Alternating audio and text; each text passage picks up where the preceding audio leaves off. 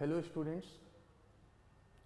So my name is Rohit and today we are going to discuss Indian society for UPSC CSC mains. You all know that Indian society is the part of your general studies paper 1, and if we go through the previous year of questions, PYQs of last 10 years, it is easy to identify that the Indian society, this paper has a major stake in paper 1.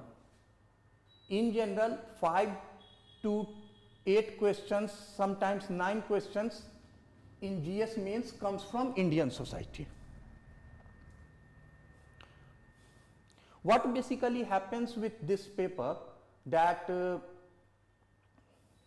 when we go through the questions which are asked in Indian society, if we talk about the questions comes in 2024, students, those who are attempting these questions, they think that these questions, the nature of the question, the demand of the question, or the treatment of the question is alike to that is essay paper. Means as we treat the essay paper, as we attempt the essay paper, in the same way we can attempt the questions asked in Indian society. But it is I think that it is a wrong notion about Indian society. The questions comes from Indian society. It is a blunder, because the question which comes in Indian society requires sociological interpretation. Sociological interpretation is required while you are attempting, while you are writing, while you are structuring the questions of Indian society. So, what is the agenda of this mentorship session? That in this mentorship session, we will discuss about the syllabus.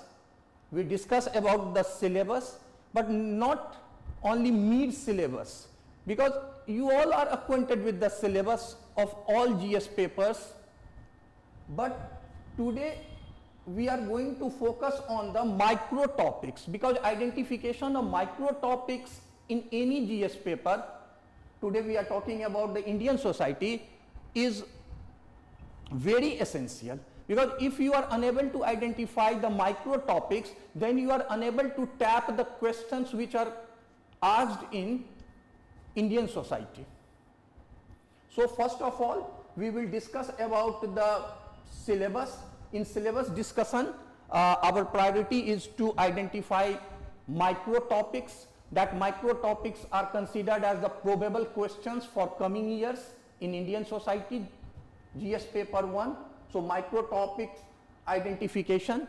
Then after, while we will identify micro topics, or we will discuss the syllabus of Indian society, at the same time we will also discuss about the probable questions for coming years in UPSC mains, GS paper 1. And at last but not least, we will also discuss 1 or 2 questions of Indian society which was asked in 2024 UPSC CSC mains. So it is a holistic approach to understand the very nature, the very syllabus of the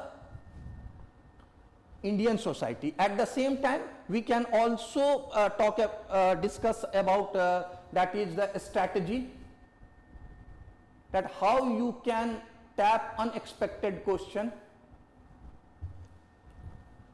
So moving ahead, first of all we will discuss the syllabus, at the same time micro topics.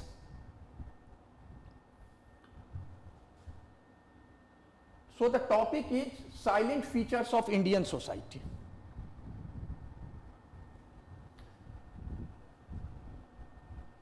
So what are the silent features of Indian society? Indian society is a traditional society.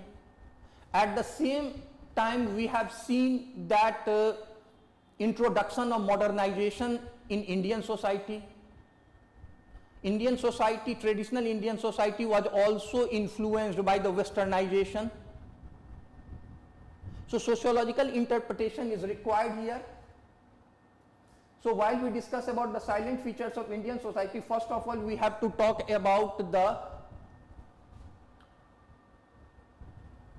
characteristics and features. So first of all, diversity in India. One of the most probable question which is asked from this topic, that is silent features of Indian society, that is Indian society is a plural society and unity in diversity.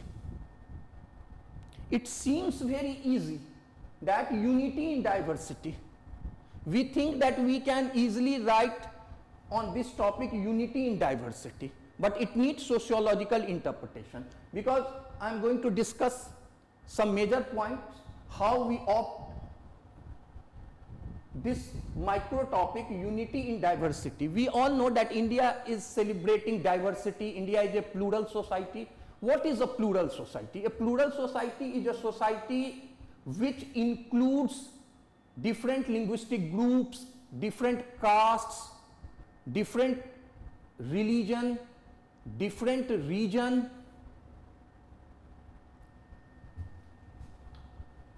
So a plural society is a society where we see existence of different castes, different creed, different sects, different linguistic groups, ethnic groups. So it means that if Indian society is a plural society, it means Indian society is not homogeneous in nature. And if any society is not homogeneous in nature, how we bring unity? Means if there is homogeneity, then there is no problem. But Indian society is diverse.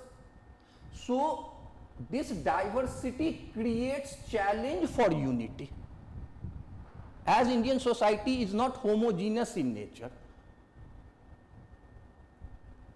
And different type of problems we are witnessing after the making of India as a free nation. Due to this diversity, caste conflict, conflicts between different religion, communalism,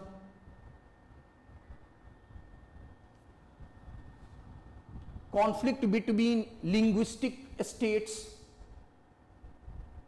But though we see unity in our society, so how we can imagine unity, or how we bring unity in diversity? So while you are attempting this question, you need to write whatever the constitutional provision. There are certain constitutional provision which provides safeguard to the plural society. Preamble of Indian Constitution, we talk about brotherhood, fraternity, equality, rule of law.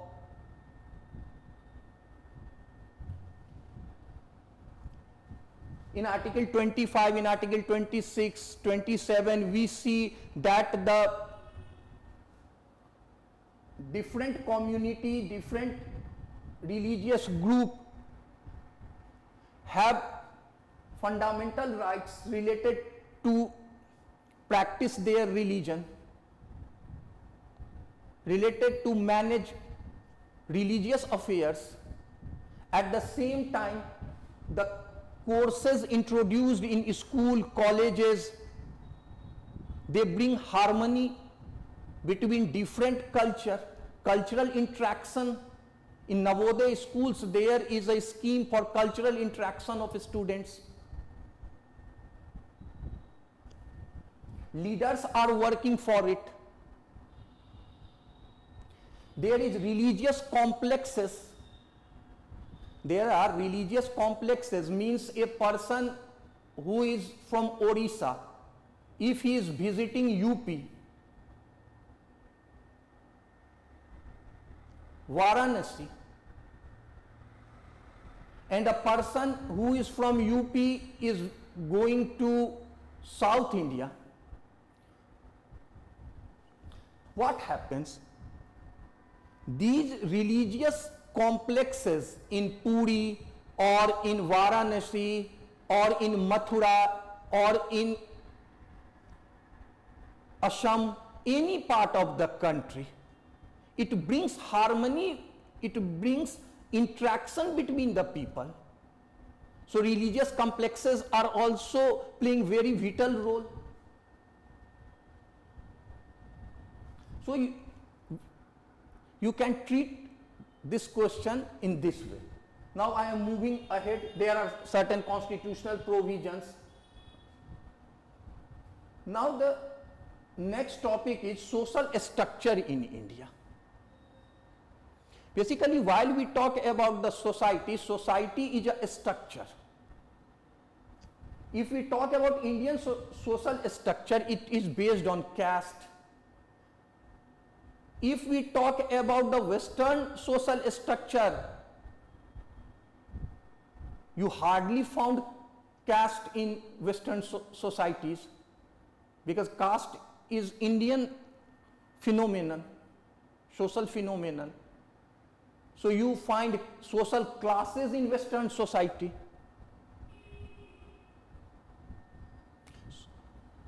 When we talk about social structure, we discuss about the social stratification. In India, social stratification is based on caste. In Western society, it is based on class. In this topic, there is lot of micro topic. For example, caste system. Every year you will find questions from this caste system. For example, what is caste? Caste is a social institution. It is hierarchical in nature. It is the base of social stratification in India, as India is a closed society. So it is caste oriented society. Then there are a lot of micro topics come from caste itself, that caste and occupation, caste and politics, caste and untouchability, changing nature of caste in modern societies.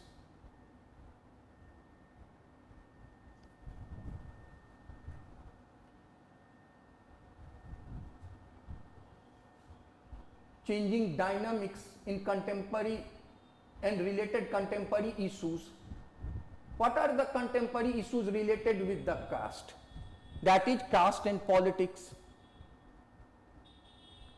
caste and occupation,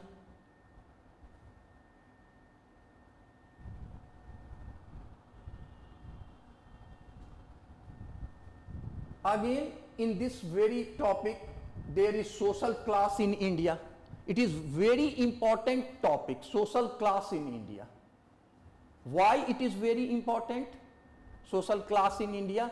Because in general there are three classes in India. Agrarian class. In last couple of years we have witnessed agrarian agitation in India. During the British rule we have witnessed that agrarian movements, some tribal movements are also considered as agrarian movements. So you need to prepare about it, the nature of agrarian movements in India, the cause of agrarian movements in India during the British rule and post-independence. Then again middle class.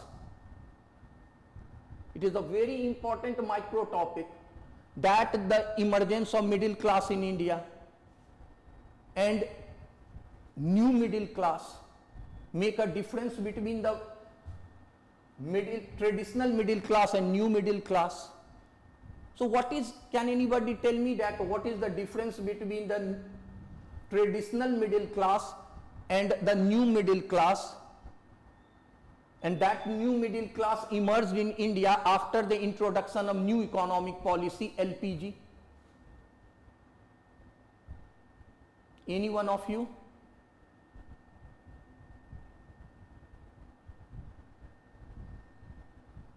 Okay.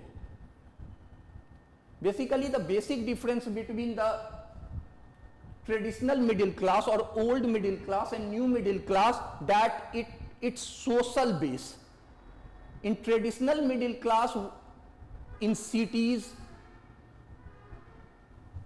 it was associated with upper castes only and some business castes. But the new middle class includes intermediary castes also, those who have migrated from rural areas. Now they are educated, they are indulged in white collar job. So the social base of new middle class includes intermediary castes, lower castes. That is the difference. And this new middle class is very important because multinational companies considered this new middle class as workforce. The role of new middle class can be also seen as the consumer. The rise of consumerism in India is only due to this new middle class, those who are living in cities, involved in private jobs, service sectors.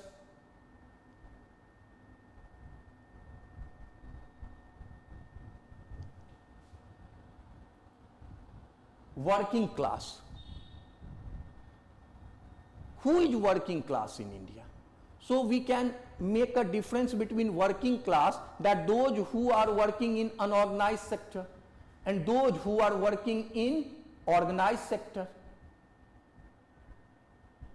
That is working class. Their lifestyle, their life chances.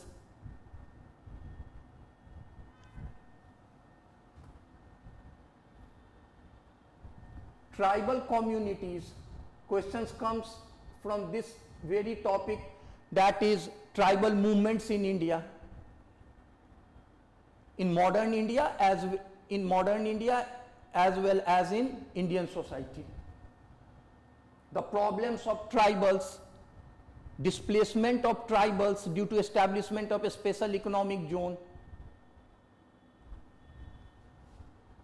issues of identity. Tribal communities are considered as ethnic groups. Lot of questions are there in previous year related to the issues of identity. That is, in Northeast, tribal movements are there. Naga movement in other northeastern states.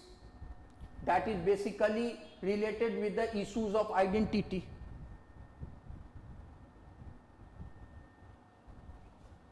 Displacement is there, and that displacement is due to development. Why tribals are displaced in India after introduction of new economic policy, after coming of multinational companies in India, after establishment of a special economic zone? That is crucial. Question comes from the problem of tribals, issues of identity, displacement. One more very important topic, that is rural and urban society. We need a sociological interpretation while we are dealing any question related with that is difference between rural and urban society. Recently, you all have seen a major question from this topic, that is the rural urban continuum. It is a very important topic. What is the rural urban continuum?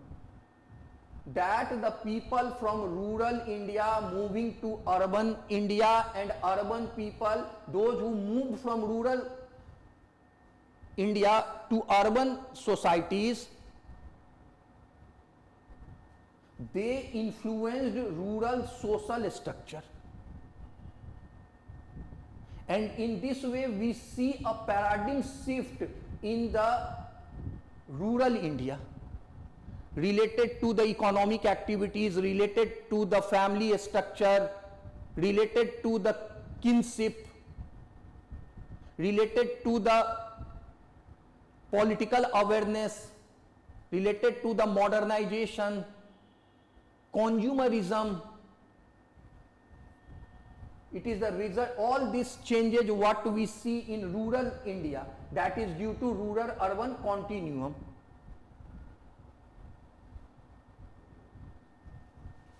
Urbanization itself is a evergreen topic.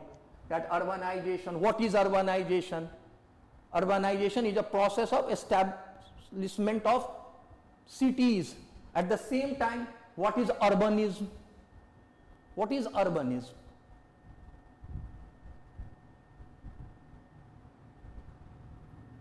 Any one of you? If urbanization is a process, then what is urbanism? Urbanism is lifestyle.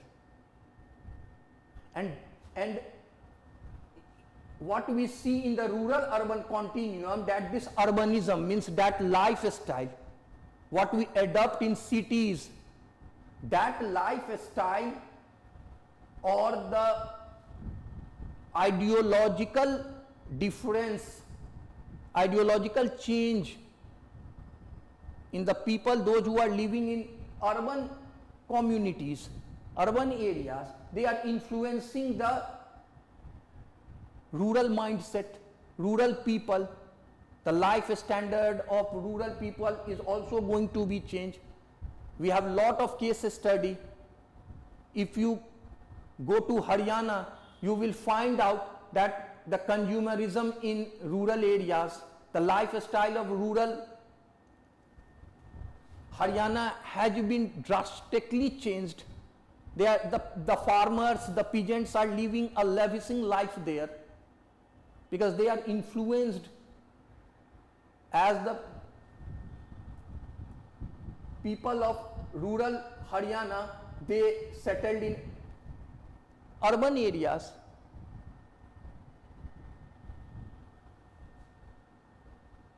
Urbanization problems. Urbanization is good, but urbanization creates problems. Why urbanization is good?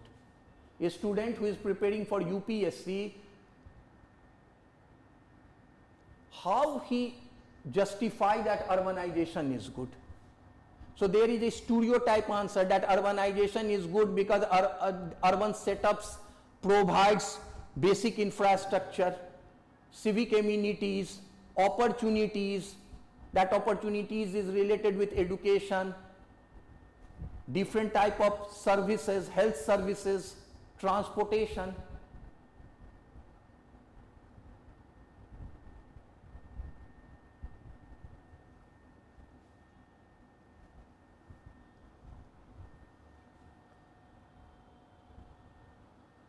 Again, challenges in urban areas. What are the challenges of urban areas? Any one of you? Can any one of you tell anything about what are the problems of urban areas? Any one of you?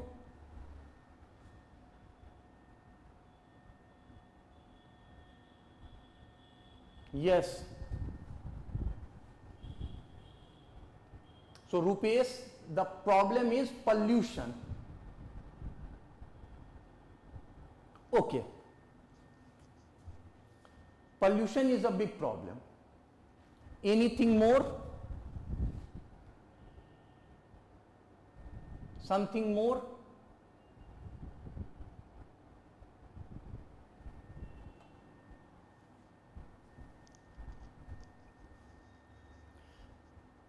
Really pollution is a big problem, but while we discuss about the problem of urbanization, first of all, we have to mention that the problem of slums that is rapidly growing even in small towns, small cities.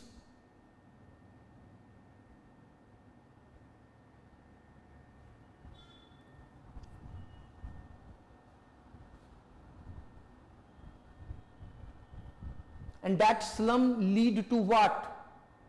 Crime. Yes, what you have said. Lots of environmental effects. Really great.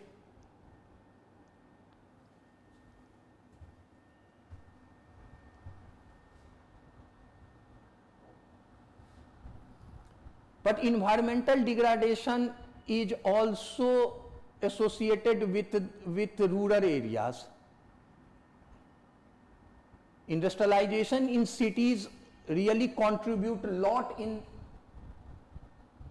what you have said, but I think that in rural areas also, in after first green revolution, we have seen in rural areas that the scientific approach of farming,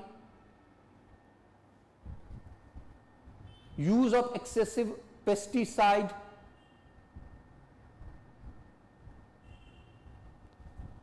that has a deterrent effect on the rural areas.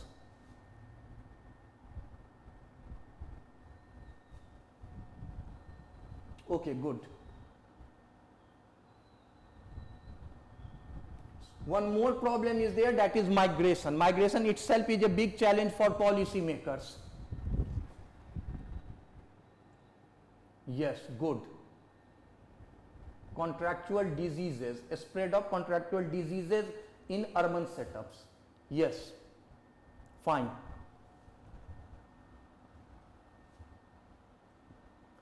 Now, I am going to discuss about migration. Migration is a social economic problem and it is a big challenge for the policy makers. We all know.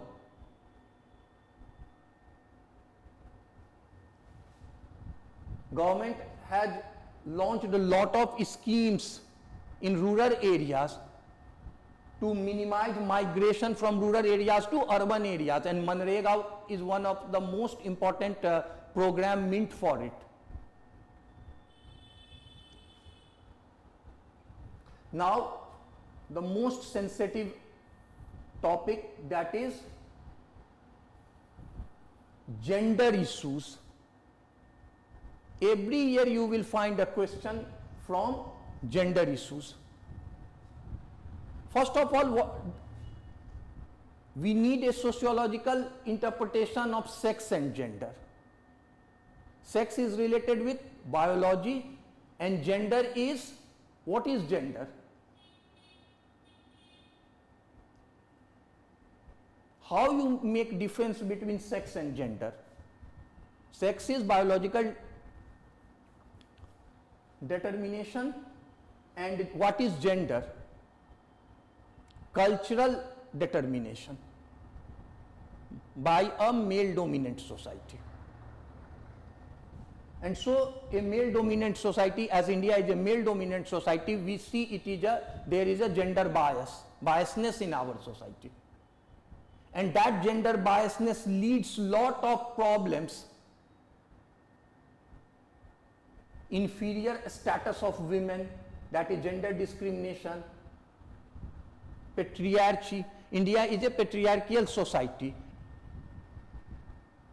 Means the power is in hand of male members and they are treating women as the inferior. What about? They are treated women as commodity.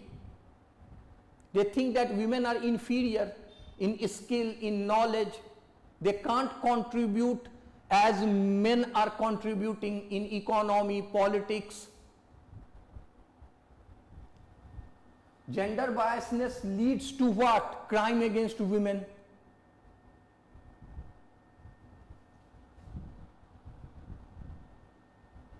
These two micro topics are very important. patriarchy and gender discrimination.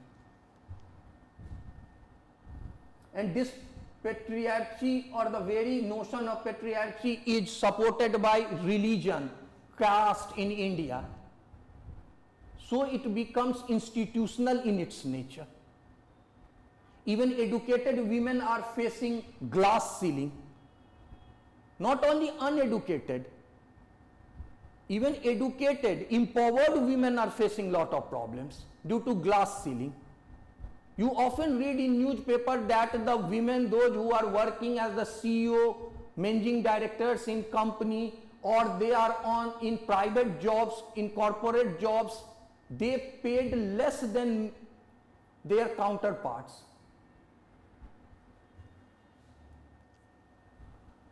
Now, social movements.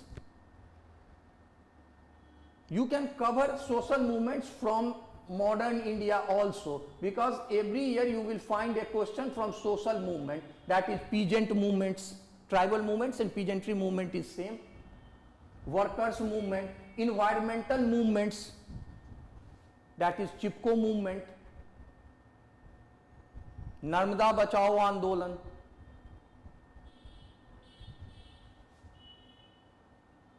civil rights movements.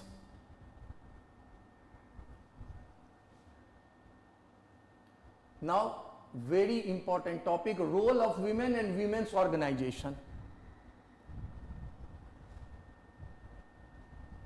In India, there are different women organizations, those who are very functional. How many of you have heard about that is Gulabi Gang?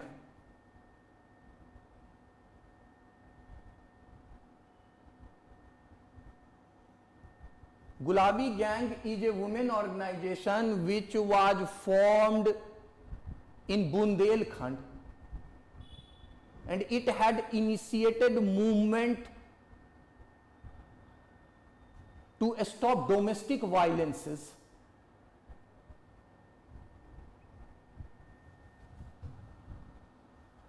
So you need to prepare the contribution of women organization in India. There are a lot of women organization. One is Seva by Ila Bhatt. Seva is working for the women work involved in unorganized sectors.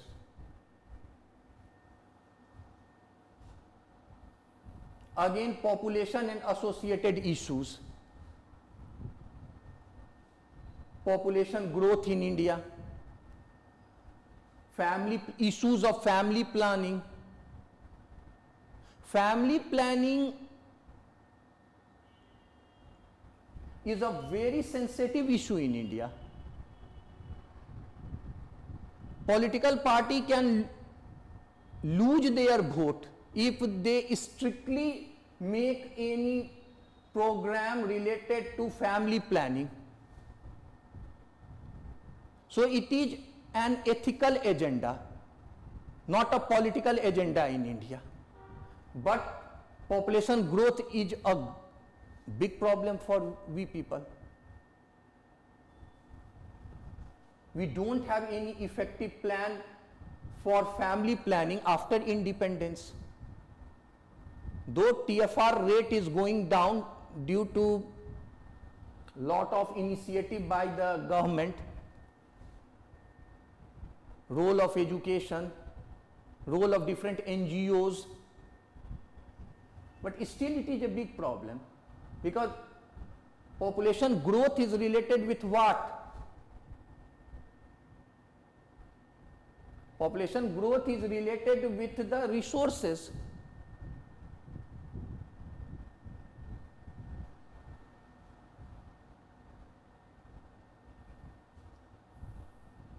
Globalization and its impact on Indian society. Can anybody tell me what is globalization? Because it is a very important topic, globalization and its impact on Indian society. I am not talking about impact on Indian society. There are a lot of social, economic, political impact on Indian society. Even if we minutely see the impact of globalization on Indian society, then we have to see in different way that impact of globalization on women, impact of globalization on aging population in India, impact of globalization on tribes in India. We need to prepare answers in this way.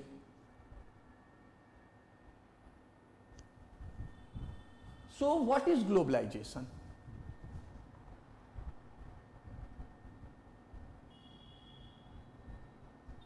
So what is globalization? According to me, globalization, yes, good. Sir, good evening, sir. Good evening. Sir, actually, globalization is the interconnection by trade and technology with the world, upon which it is dependent. Okay. Means, according to you, globalization is a process. Yes, sir. And that process involves what? Sir, technology and trade globally. Oh, means interaction between different continents, different countries related to trade as well as trade as well as technology and something more.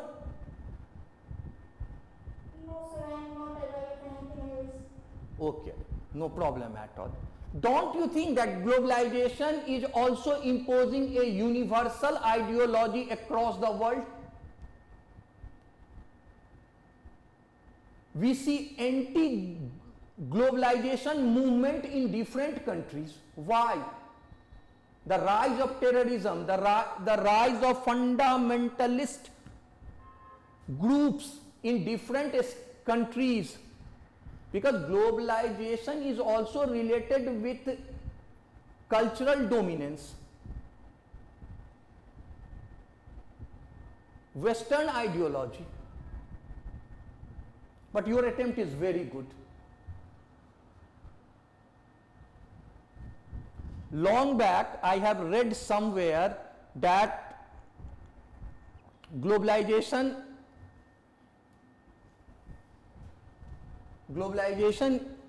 is an economic force equivalent to the force of nature like fire, water and wind, and as you can't stop the force of nature, you can't stop globalization. I have read somewhere, so I have, and I like this definition of globalization. But technically you are right. So according to me, what you have said, it is fine. Globalization is a process, integration of trade, commerce, culture, people across the globe, and the whole globe, geographical distance, it makes geographical distance meaningless.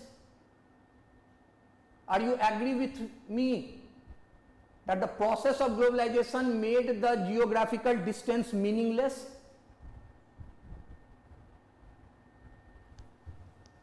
And one more thing, that globalization is also universalization of a certain universal ideology. So people are confronting it. Identity movements in different countries of fundamentalist, rise of fundamentalist movement in different countries is only due to protect their identity against this cultural threat. They consider it as a cultural threat.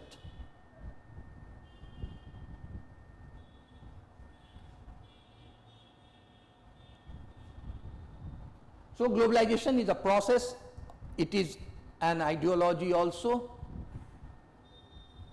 Good. And now how it impacting Indian society. So I have said that it takes lot of time, because you all, those who are preparing for UPSC mains, you have to make answers in this way, that the impact of globalization on women, impact of globalization on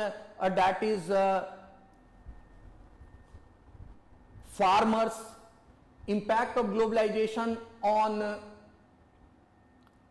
that is formation of middle class or new middle class in India, impact of globalization on tribals.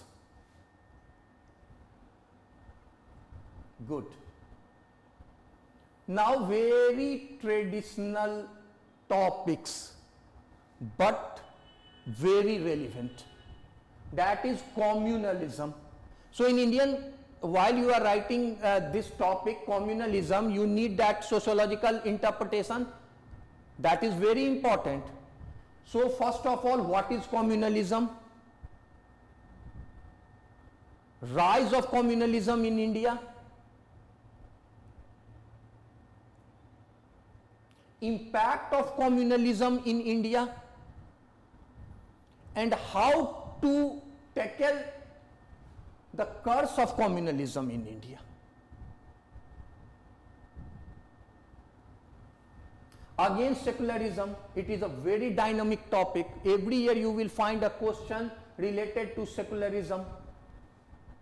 Indian secularism, make a comparison between Indian secularism at the same time with the Western secularism. Secularism, what is secularism? Secularism itself, what it is?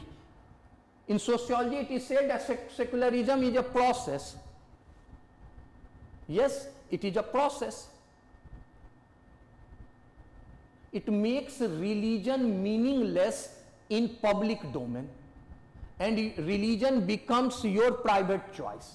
So it is a process, rationalization of your thoughts, your approach related to religion, and breaking the dominance of religion in politics, in economy, in state affairs. At the same time, as secularism is a process, secularism is an ideology also. How you can say it is an ideology? Can anybody attempt? Can anybody want to attempt that how secularism is also, as I have discussed, it is a process, at the same time it is an ideology. How secularism is an ideology?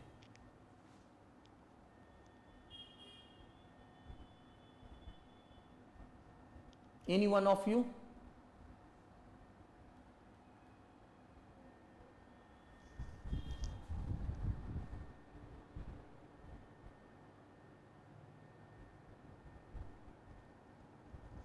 No, what you have said that it promotes Hindutva.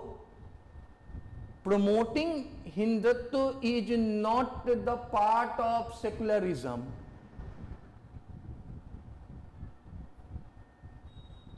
You have fundamental rights in Article 25 that you can profess any religion, but it not comes under secularism. As an ideology, secularism promotes a space for every religion, that is tolerance. Tolerance is a, what is tolerance? Tolerance is a virtue, human virtue, social virtue.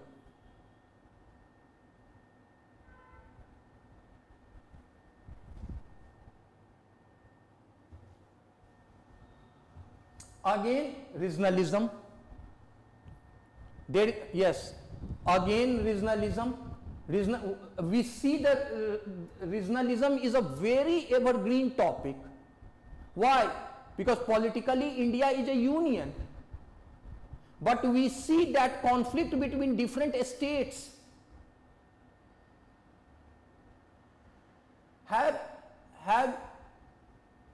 you ever heard about the very notion of son of soil? Maharashtra मराठियों के लिए, गुजरात गुजरातियों के लिए, पंजाब पंजाबियों के लिए. Is it a progressive thought? In Article 19, we have a fundamental rights that we can settle, we can move, we can practice any profession, we can reside in any part of the India. For political mileage, regional parties are making this issue very sensitive. It breaks the harmony within the people of India.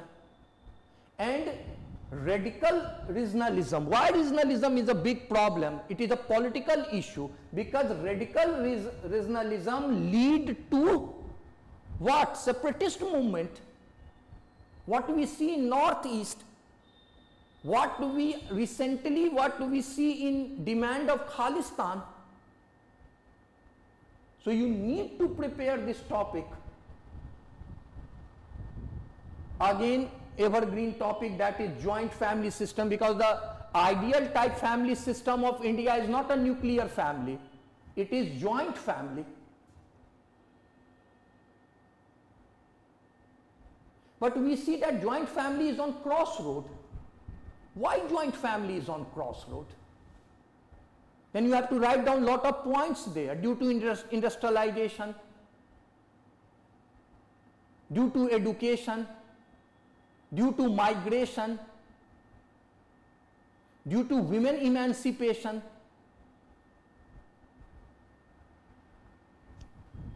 Earlier, family was also a unit of production and a unit of consumption. But now family is not a unit of production. Family is only a unit of consumption. Again, we see the changes of the changes of the role of families, activities of families. We see different type of emergence of different type of families, like gay families.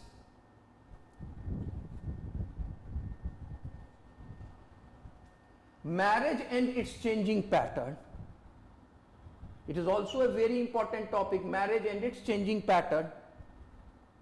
Marriage is considered sacred in India, but now it is not considered sacred in India.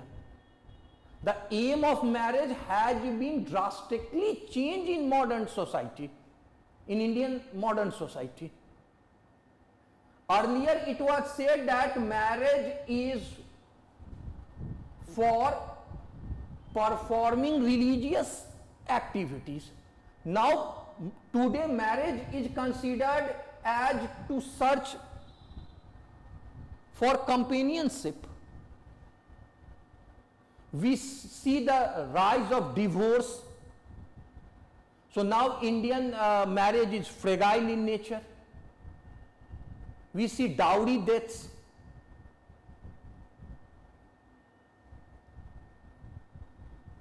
Even boys and girls, they are marrying after 30, after 32 years, they are giving more priority to jobs.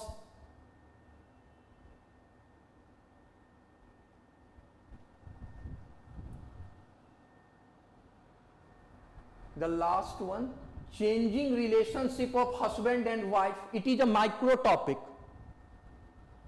When we talk about family, when we talk about marriage, there is a scope of one important question, that is changing relationship of husband and wife in contemporary Indian society.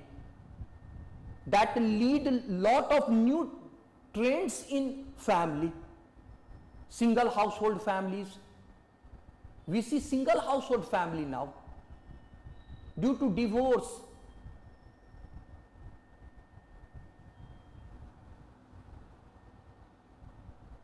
So today we have discussed about the syllabus, but my emphasis was to discuss the micro topics and how to treat these micro topics. No need to write a general points on while you are treating these questions. Sociological interpretation is required. I think those who are very serious, you all are serious, so you all are here. So I would like to suggest a book for this subject, that is Indian society. That is Indian Society by Ram Ahuja. This book is a fantastic book, and every student who is preparing for UPSC across India, they prefer this book. If you don't have this book, I suggest you to buy this book and you should read this book. This book helps you not only in Indian society but also in, that is, social justice.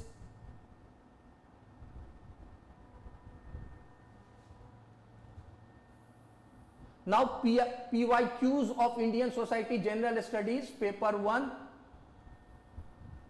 I am taking one question only today. In 2024, this question was asked. What book, sir? The book, the name of that book is Indian Society by Ram Ahuja, Rawat publication.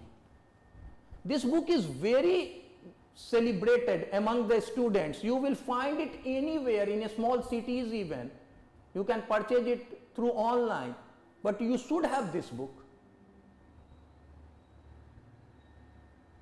because you will enjoy this book. It opens your insight, it enhances your knowledge about Indian society. Now I am coming to the last part of this class. I have told you that we will discuss one or two questions. I am going to discuss one question. This question was asked in 2024 UPSC mains. Distinguish between gender equality, gender equity and women's empowerment. Why is it important to take gender concerns into the account in program design and implementation? Good question. So first of all, you have to distinguish between gender equality, gender equity and women's empowerment. So you have to write the definition of gender equity. So what is gender equity? It refers to equal rights, opportunity and treatment for all genders. That is gender equality. That is in what we read in Article 14, equality to all. So equality in accessibility to the opportunities, that is equal right, equal opportunities for women, equal treatment. Now gender equity. Equity means that something which should be provided to you legally, you are entitled for it. Focuses on fairness in treatment, recognizing that different genders may need different resources for support to achieve equality. Yes, it is very true. To bring different social groups, we consider women also as a social group, deprived social group. We need safeguard for them. We need customized policies for them, programs for them, for their economic upliftment, social upliftment.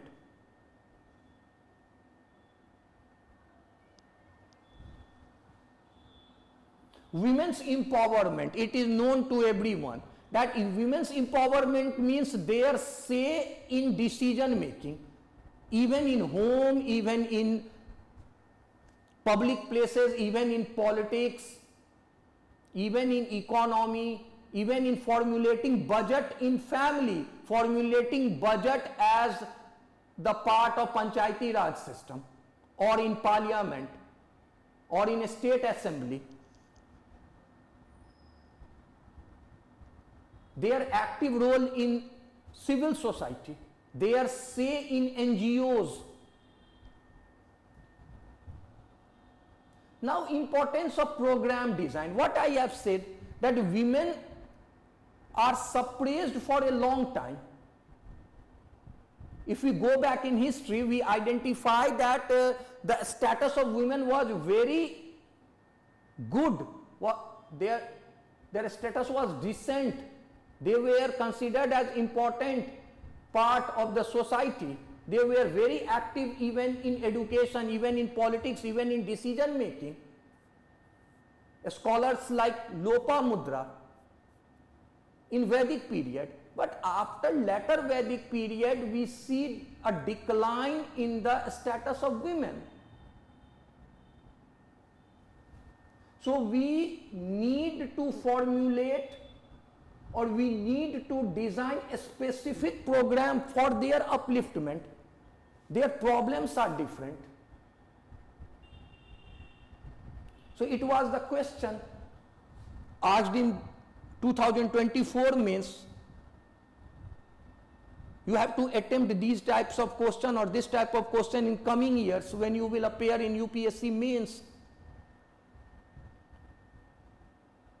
So you need to prepare these micro topics for your coming exam. And conclusion is there that gender sensitive programs promotes fairness, really uplift marginalized groups. Women are considered as marginalized groups. As in India, scheduled castes, scheduled tribes are considered as marginalized social groups, and contribute to broader societal progress. If we change the very status of women, if we empower them, don't you think that they contribute a lot in family, they contribute a lot in economic activities, they contribute a lot in different public domain?